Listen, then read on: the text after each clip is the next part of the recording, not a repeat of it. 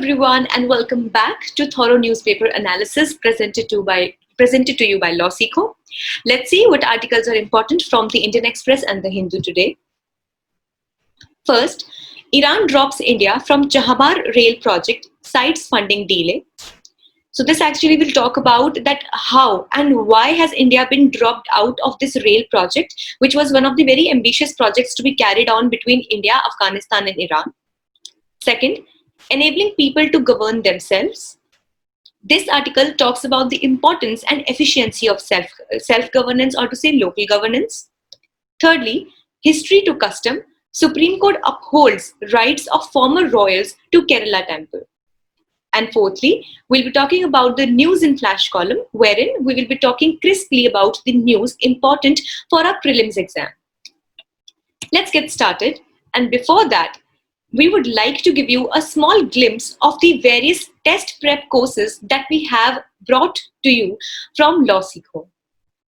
Apart from this newspaper analysis that we really hope that all the aspirants are finding it to be really interesting and helpful as well, LawSikho is also excelling in providing various kinds of test preparation courses dealing in judiciary exam, CLAT, SEBI and various other daunting exams.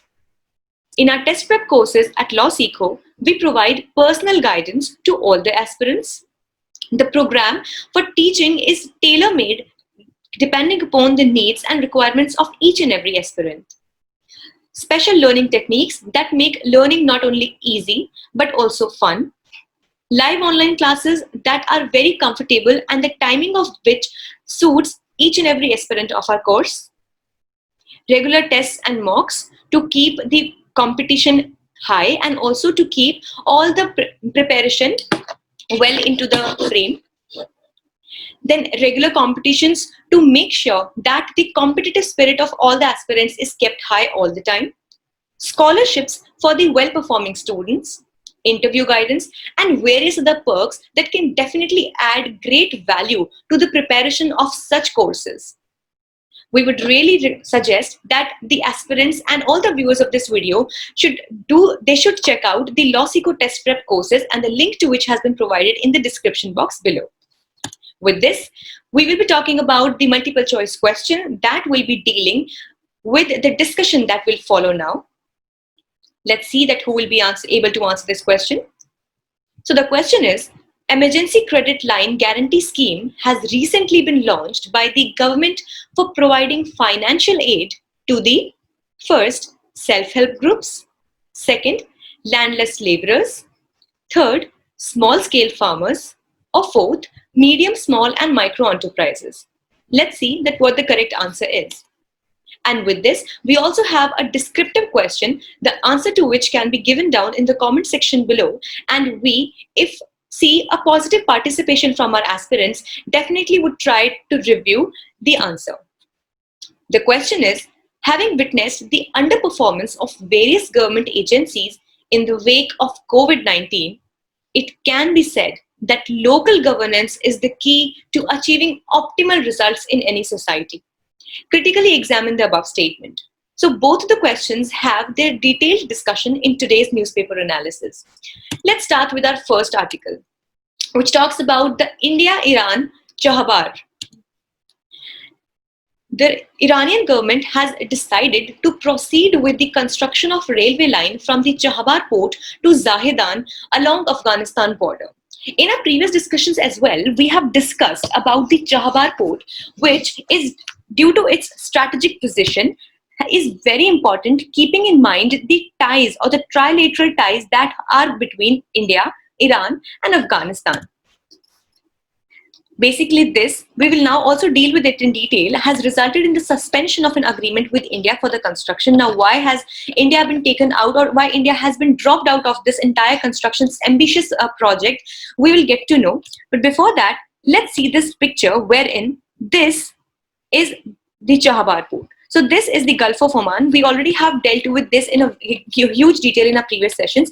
Do check out these sessions in the thorough newspaper analysis head. Then this is the Gulf of Oman, this is the Persian Gulf, and this is the Strait of Hormuz. The strategical importance and the geographical significance of these areas we have already discussed in detail, and Jahabar port was right here.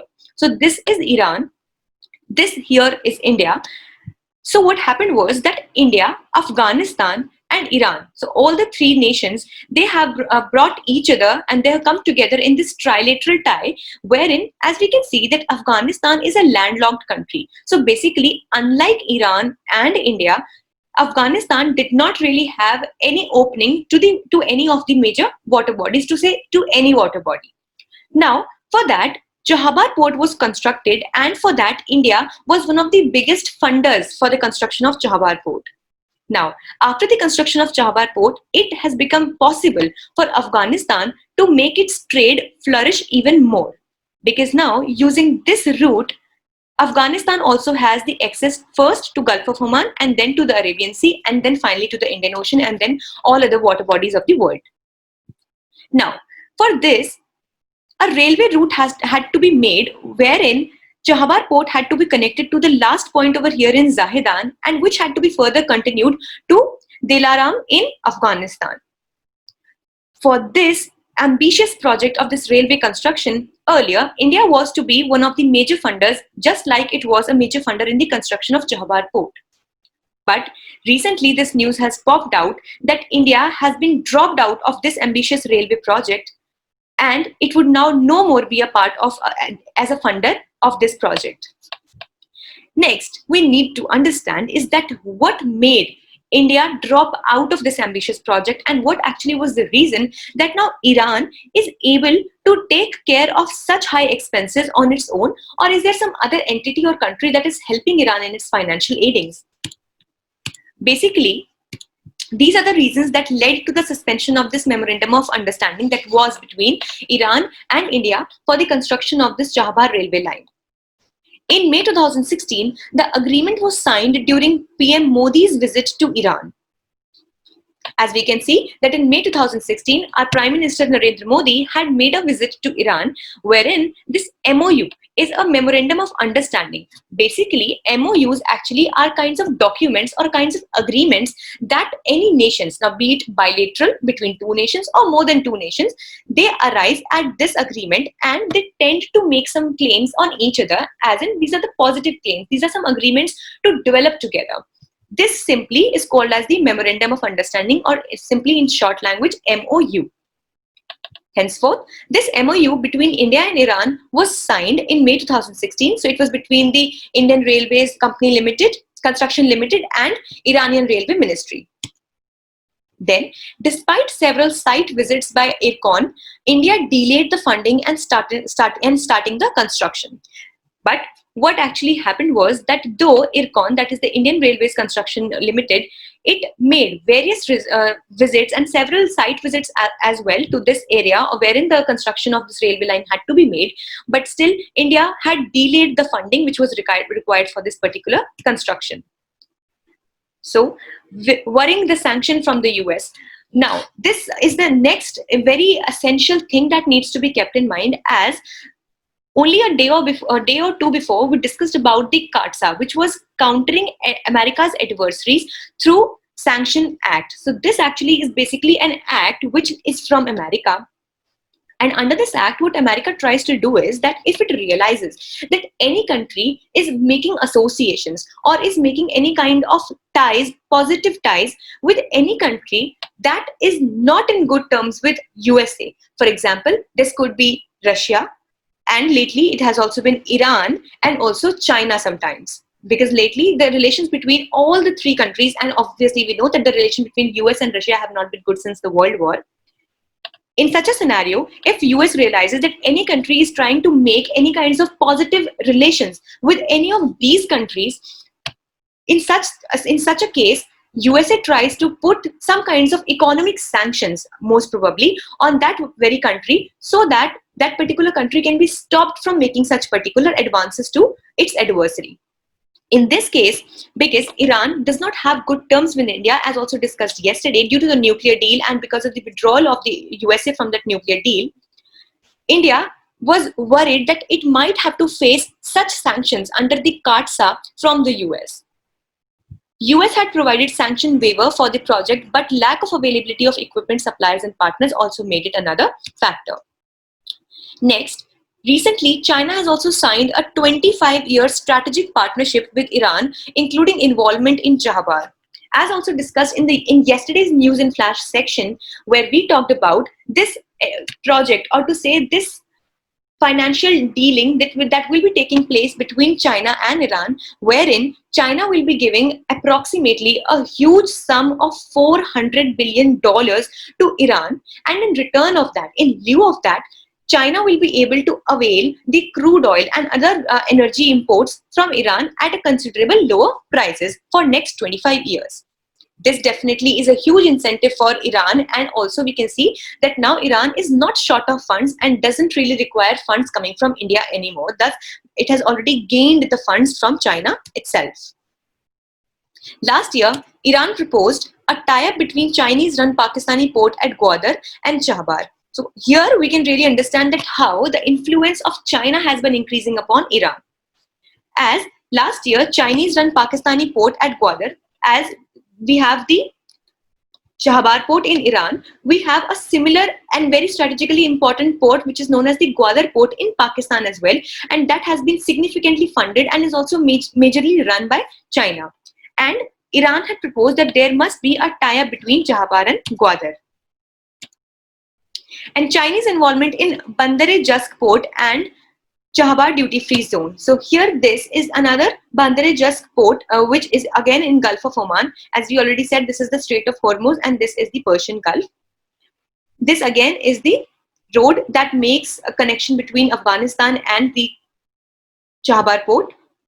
This is the Gwadar port, and here this is Islamabad, and this actually is connecting the China passing through Pakistan occupied Kashmir through India, and that actually we have already discussed about the China-Pakistan economic corridor and the controversy therein. So that these are all important things for our knowledge. Next thing that we need to understand here is that should we really worry about the China's growing influence in Iran? Yes, definitely. Similarly, the way we worry about China's growing influence in the South China Sea or the Indian Ocean region, in the same line, it is important for India to keep a track on Chinese developments being made in the Middle East and West Asia as well. There could be various reasons to it. Firstly, the relations between India and China have always been very dicey. It's not like that we have always been having very good and pleasant relations with China.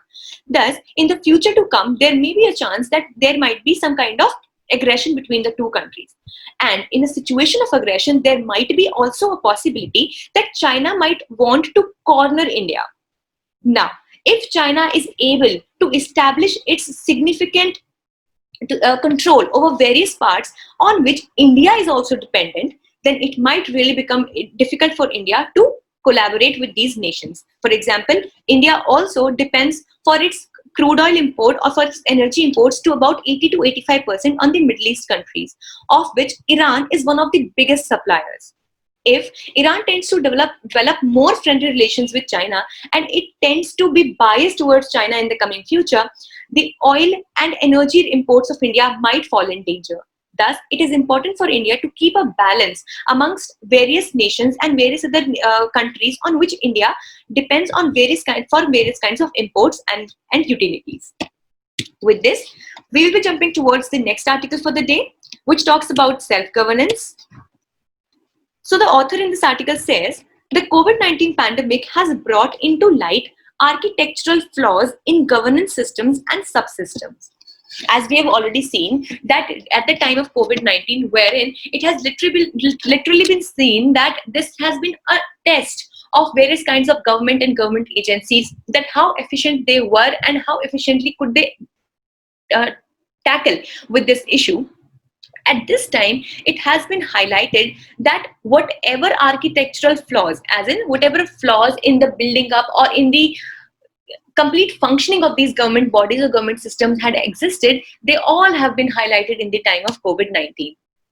Also, several institutions like the United Nations, World Trade Organization, etc., that were invented to enable human societies to produce better outcomes have revealed a fundamental flaw in their design. Basically, when institutions, world institutions like United Nations, the World Trade Organization, etc., they came into being, so the very purpose of their existence was to make the entire world globally efficient, and also to make governance easier for the governments, and to make it more feasible for the people to be governed. But actually, in the wake of COVID-19, the roles and the pivotal role that we used to consider they play have also been brought into question. Let's understand now that what actually is the flaw that we are talking about. Firstly, mismatch in the design of governance institutions at global level and challenges they are required to manage. Many a times it has been seen that we are talking generally about various kinds of global aspirations, but we fail to acknowledge them on a local level. Because definitely the globe altogether is a different body, and there are various levels of governance dependent in it, and there are various levels of people as well who are to be governed. That is why this mismatch should be quickly addressed. Secondly, global challenges, that is the 17 Sustainable Development Goals as have been decided by the United Nations General Assembly, are systematic challenges and cannot be separated from each other. Many a times what is happening is that these 17 Sustainable Development Goals are referred to being separate from one another. But if we try to understand and analyze them critically, it is easy to see that all of these sustainable development goals are in some or the other way interlinked with each other. For example, if we talk about raising the economic status of people, so definitely health has to be also kept in mind. When we are talking about health of these people, education also has to be kept in mind. When we talk about education, then the environment also has to be kept in mind. When we talk about environment, industrialization and economic development has to be kept in mind. So all in all, we can see that all of these sustainable development goals are interlinked and webbed with each other. There could also be a possibility that if we try to achieve these goals separately without trying to analyze the link between them, it might happen that a solution to one particular problem or one particular goal might become a detrimental aspect of another one. An example of this can be taken as if we talk about increasing industrialization and making people and societies more economically efficient. In such a scenario, industrialization might be boomed, more and more factories might be set up. This definitely would suffice the very sustainable development goal of having economic betterment and economic growth in the world. But if we try to connect it with the environmental goal that we have to keep and safeguard the environment from any kind of pollution and climate change, then definitely that goal would be defeated. Thus, the author says that it is important for us to intermingle all of these 17 sustainable development goals and try to achieve them all together and not separately. Thirdly, combined solutions by experts at global level cannot solve the systematic challenges, as solutions must fit the specific conditions of each country and locality. This is a very beautiful analysis which has been drawn here, and many a times we try to address the problems of people at various kinds of international summits, international covenants, conferences for that matter.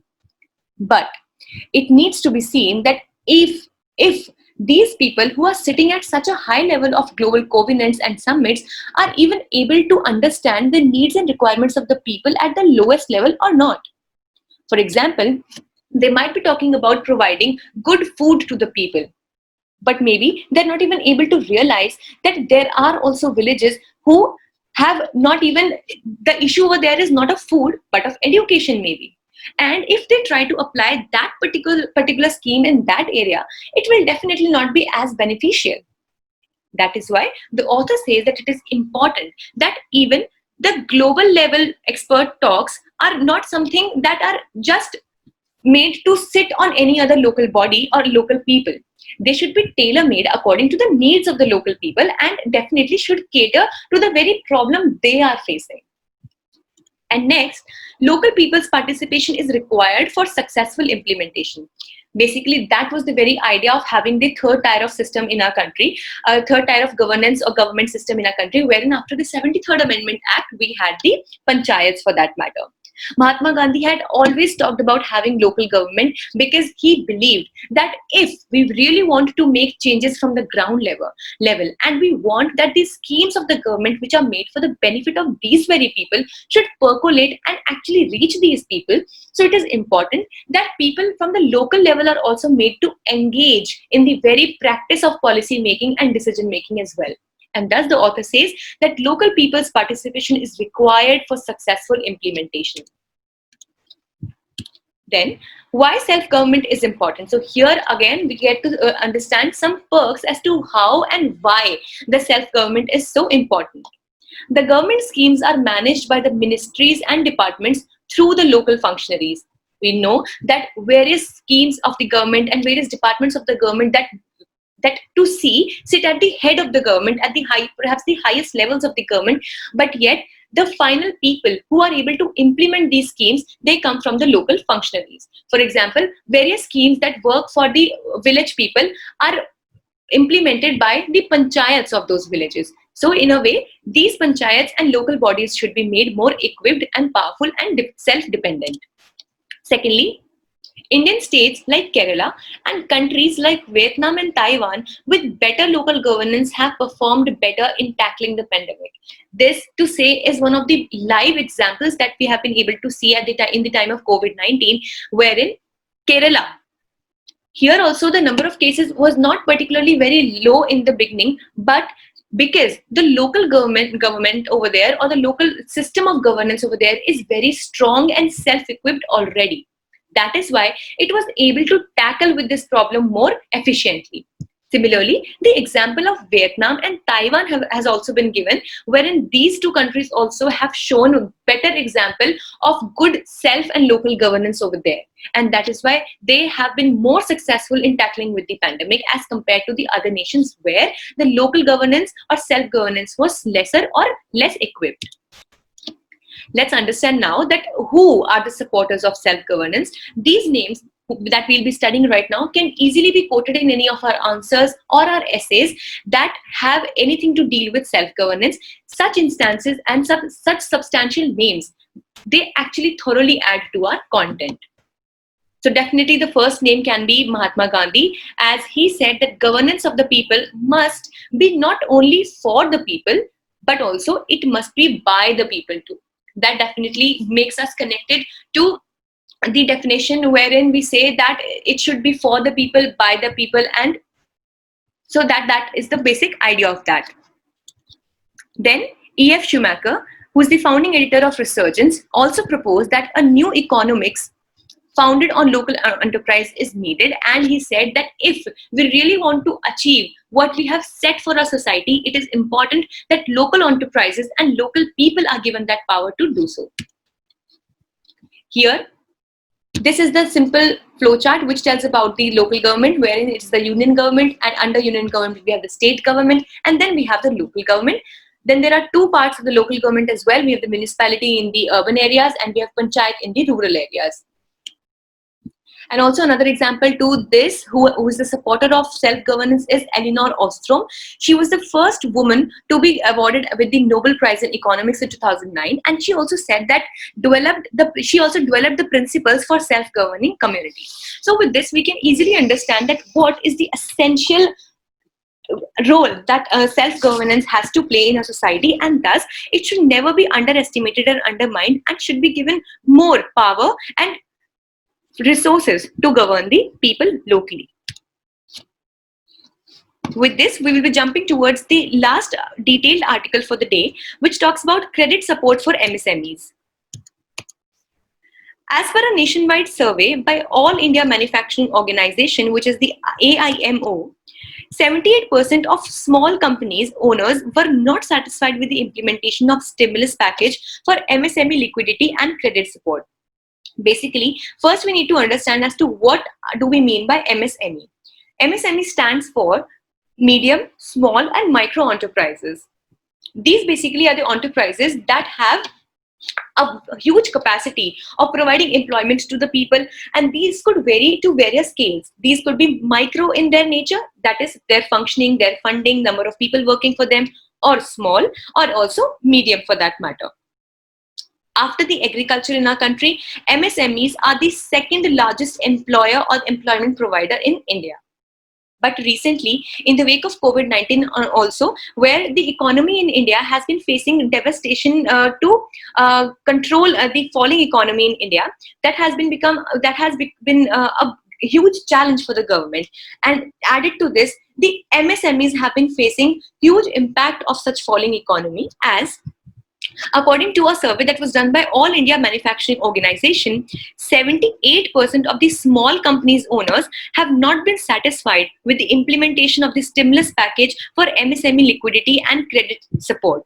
Recently, the government had made a few steps to keep the MSME alive and to give them good financial aid so that the functioning of these MSMEs is not crippled by the COVID-19 or any other economic crisis. This report or survey also claims that 80% of the sector may not be benefited from it. So basically, this report or this article today talks about the various government stimulus that actually were given for the benefit of MSMEs, but in actual or in reality, they have not been so successful in providing these benefits to MSMEs. Then again, it says that 79% believed that the Emergency Credit Line Guarantee Scheme (ECLGC) has not yielded the desired results. So similarly, there was an Emergency Credit Line Guarantee Scheme, and this also has not been able to provide benefit to about 79% of the MSMEs. Then 70% did not avail benefits of loans and interest moratoriums. So in moratoriums, they basically mean that when, due to some economic burden or economic crisis, the time period in which that particular loan had to be repaid, it is actually extended so that the debtor is not very much pressurized and has considerable time to pay back the loan. But all of these schemes have still not been able to provide great benefits to the MSMEs as was sought. It also says that of the total rupees 1.14 lakh crore of loans, only little have disbursed till now. So only very less loans have been disbursed till now. And this is about the AIMO. So it was founded by Bharat Ratna Sir Mr. Visvesvaraya over 75 years ago. So this also can be asked from prelims point of view, that All India Manufacturing Organization, as recently seen in news, was launched by, or it was brought into form by, so it was M. Visvesvaraya, and it was about 75 years ago. This organization has established itself as a body committed to industrial progress with the motto prosperity through industry. So basically, this is about the AIMO, and this entire survey has been done by AIMO. These facts are very important for our exam, as they can be very nicely quoted in any essay or any mains answer as well, wherein anything about the credit support to MSMEs or the success or failure of the government to say government steps or the government policies can be questioned. Now let's see that what steps can be taken by the government. Firstly, it can set aside credit for new to credit MSMEs. What happens is that some MSMEs or some medium, small, micro enterprises are the ones that are new to this credit scheme. But because they are new, so definitely the banks do not show a lot of potential, or they do not show a lot of confidence in these enterprises. Therefore, some amount of money or some amount of this credit can be kept separately for these new MSMEs so that they do not face in flourishing themselves and for any kind of financial aid. Secondly, mandate a definite percentage of credit guaranteed loans to be released to micro and small businesses. So here, a definite amount or definite percentage of credit guaranteed loans can also be kept aside for micro and small businesses. Thirdly, it can bridge the gap between the amounts sanctioned and disbursed by banks under ECLGS. Definitely, this has to be an important part wherein, for example, the government has given to banks rupees 100 to be given further to the MSMEs.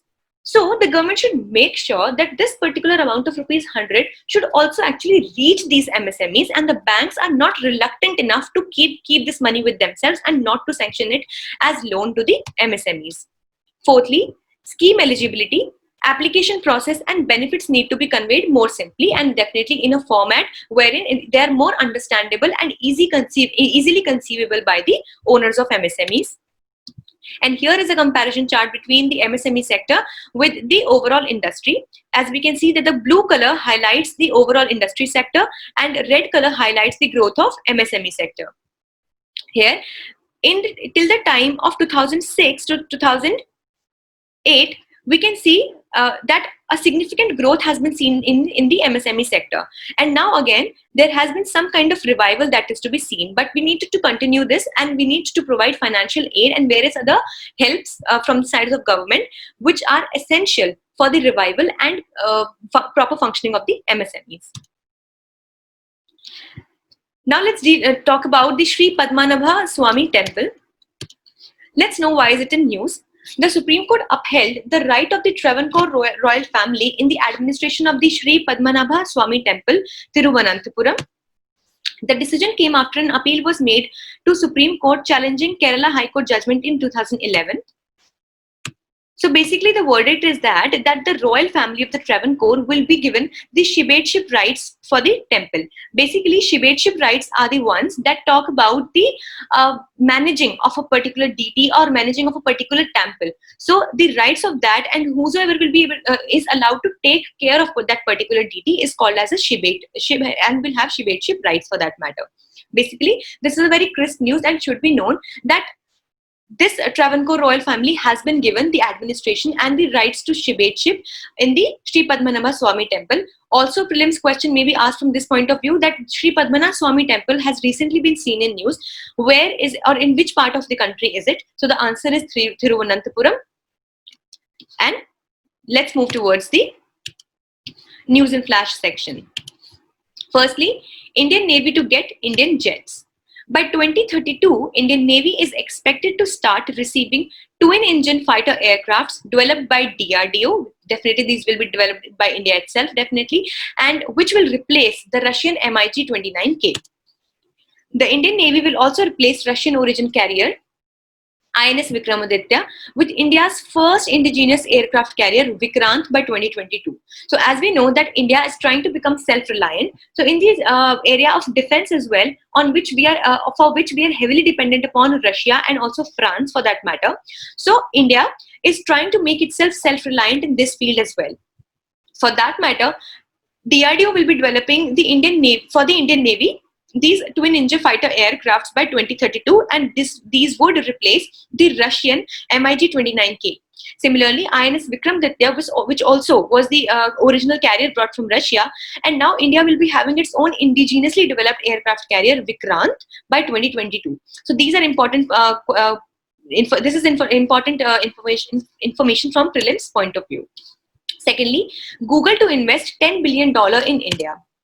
CEO of Google, Sundar Pichai, has proposed to invest $10 billion, that is rupees 75,000 crores in next 5 years on digitizing the economy and building India first products and services. Definitely, this is a very good news for India because this will not only help in its digital enhancement and digital improvement, but also this shows that the foreign tech giants like Google have been showing confidence in India, and this would definitely inspire other foreign companies as well to invest heavily in India.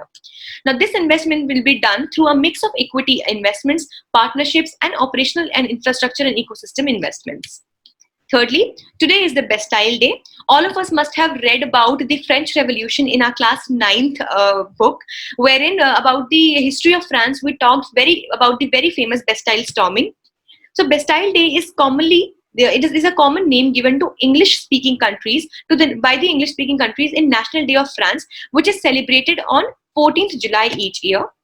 The French National Day is the anniversary of storming of the Bastille on 4th July 1789. So it was a big fort and it was actually stormed on this very date. And this marked a huge significant day in the time of, and it was a turning point of the French Revolution 1789. With this, we will be ending today's thorough newspaper analysis. We hope that it was an informative session for you. In case you have any queries regarding the session or any other things that you would want for your exam preparation, do put down your queries in the comment section below, and we would definitely try and we would definitely address to these queries as soon as possible. Thank you so much.